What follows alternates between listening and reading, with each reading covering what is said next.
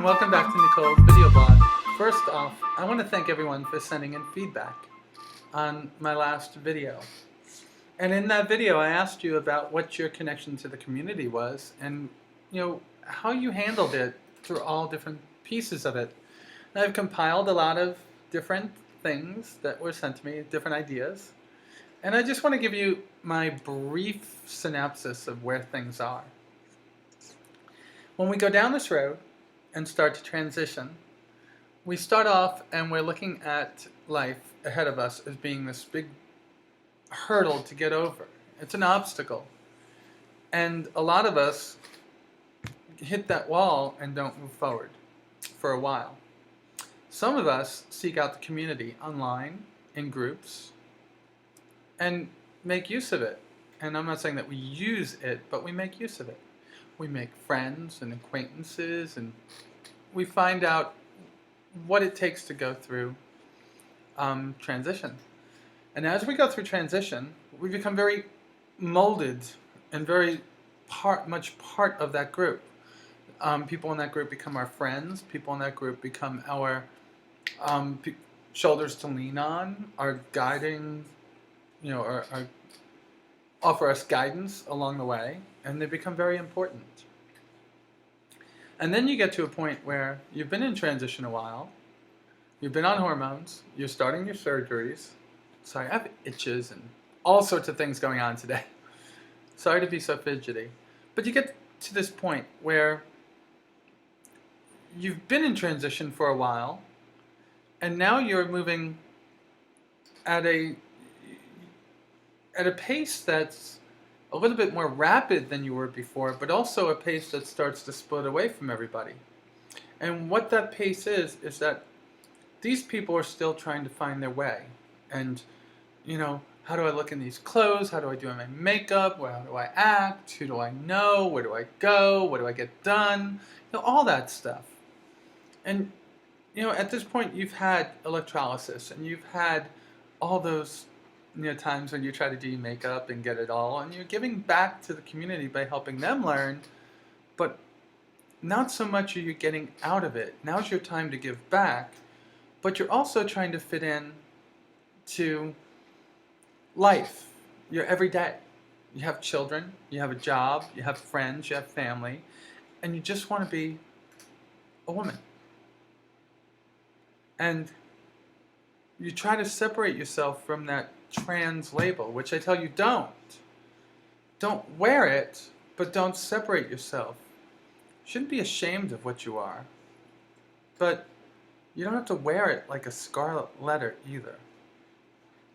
So you're at that point, and you look back on your association with these groups, and some people start to pull away because being associated with them is like wearing that scarlet letter and saying, I'm trans.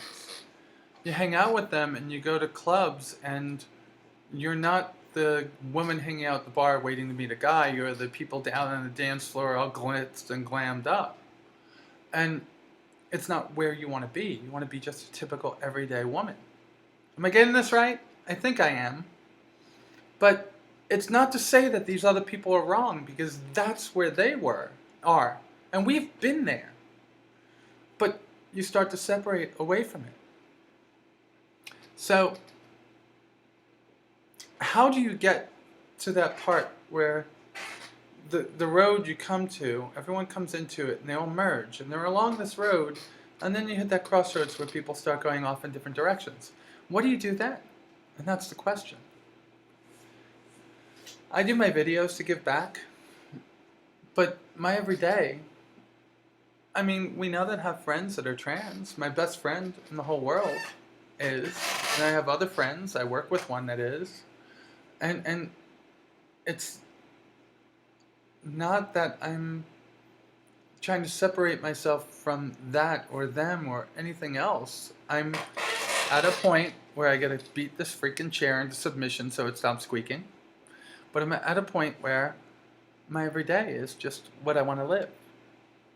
So you don't want other people to look at you and say, look at the tranny, look at the tranny. And you start to separate from them. And I'm not sure if that's good or bad. Actually, I'm sure it's bad. Because I look back at it and I say, what am I going to do at SEC this year? Am I going to go? And I come up with this for a split second going, oh, really? Do I want to get involved with that and all those people and everything? And then I realize there's a lot of good people there. I made friends that I'm never going to give up. And a lot of you have. So I think that when you get to a certain point, when your surgeries are out of the way and you're living your everyday, that you might be in the same place. How do I live this every day and be this everyday person and also be part of the community? I don't have the answer. I'm going to be doing it as I go. But I think I've gone like this, and I think I'm going to come back to be parallel with them because I want to be here for all those other people in transition. And I want to make new friends. So that's a little recap of what we were talking about last week, 2 weeks ago, whatever it was, when I got home. Actually, I might have been at Sarah's at the time. So I swear that there's this piece of me right now that's itching to talk about things that went on in the last week, but it's hitting that private versus personal area that I tried to stay away from. And if you see me touching my hair so much today, tell me what you think. I just had it done because the other haircut was not cutting it with the big scar going across my head. So I went to go see my favorite person, my hairstylist, and said, "Help me, please." And she cut my hair, and she made it look rather nice. And I like the wispiness of it and everything, but I'm not used to this big clunk of hair being right in front of my eye. How do you women do it? Who knows? But this personal versus private stuff that I talked about, it really has me at this inner conflict right now because I'm screaming inside because of things that went on. I had to lower this a little. But I'm screaming inside because of things that went on in my personal life. And I want to talk to somebody about it. So I'll talk to my friend about it. But I also want to know what happens when you guys go through it, and I don't know how to put it out there. I can put it to you this way. Good Friday in the hospital, when I was there, the priest refused to hear my confession and let me receive because I was an abomination. Now that's not what happens at my Catholic church, but this is what this priest said. But he was no problem blessing me and praying for the devil to leave my soul.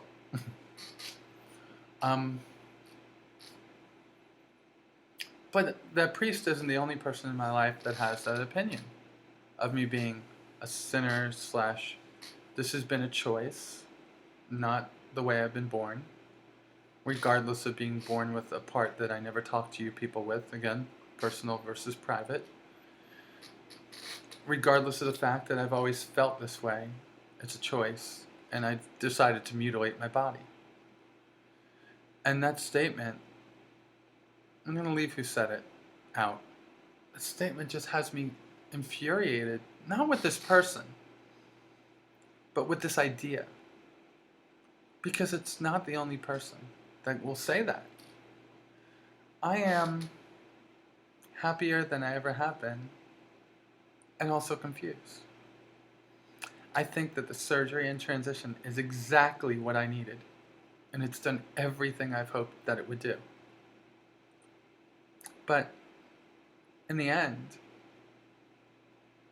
I also think that there's no way that I can explain this and the way I feel and the way I am to anybody that doesn't have an open mind enough to understand. This is not a choice. And we've talked about it here and on so many countless other blogs and in papers that doctors have done. Nobody would ever choose to walk this path. It really does suck.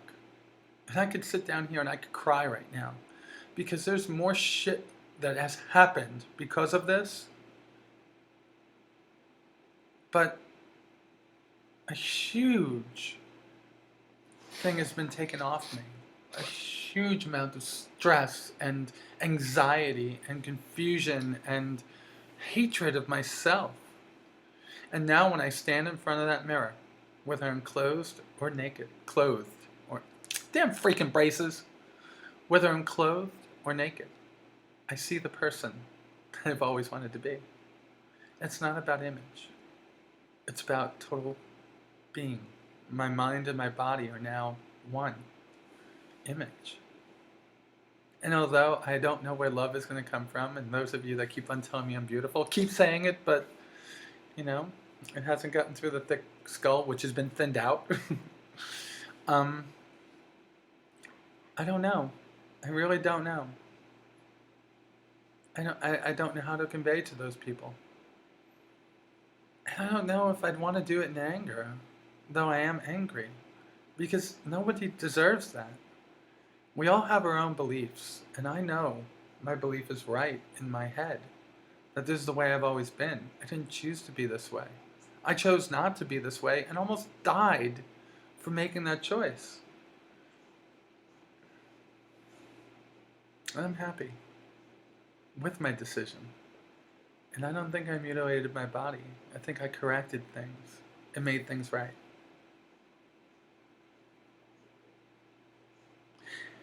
I've been lucky enough to talk to a few women, trans women, over the last few weeks that have children and take care of those children on their own. And to know that essentially they're soccer moms, they're moms, and treated as such by people in the community makes me think that in the future it's not going to be so difficult for us. In fact, in the future, I think that this is going to be more accepted, where people won't get to 44 or 45 to make the decision. They'll be making the decision in their teens, so they won't be sowing or leaving that path of destruction behind them by transitioning in their 40s, where they have friends and family and jobs and children. The most guilt I have for any of this is because I have children. The most happiness I have for any of this is because I have children. Because by doing what I've done and being able to be the person I am, I think I'm going to be a better parent for them. All right, so I'm going to end it here just by talking about my day today. I woke up at 3:30 in the morning and couldn't go back to sleep. I was emotionally wrecked. I'm thinking about romance. Don't go to bed or don't watch a bunch of romantic movies over the course of 10 days and then sit there and let yourself fall apart because you don't know where romance is coming from. You gotta let it happen. But I had an emotional night, woke up at 3:30 and fell in and out of sleep for the next 2 hours. So I was up by 5:30. Got to work, popped a band off my braces, went to the orthodontist where he replaced that, put 2 more on, and got me into rubber bands as of tomorrow. My jaw hurts because it was stuck open. And you know, I had all that surgery where they did the work here. Got back to work, no AC, sweating like crazy. Got a lot of hair. And got out of there and went and got a haircut and came home. I had an eventful day and an uneventful day. But the best part of the day is, going back to what I've been talking about here, every minute of the day I got to live it as Nicole, as me, as who I've been meant to be. And for that, I'm grateful. All right, I'm going to end it here. Like I said, I love you all. Tell me what you think about the haircut. I think I'm rocking it. You guys have a great day. I love you all. Thank you for continuing to watch. It's been a pleasure. Bye.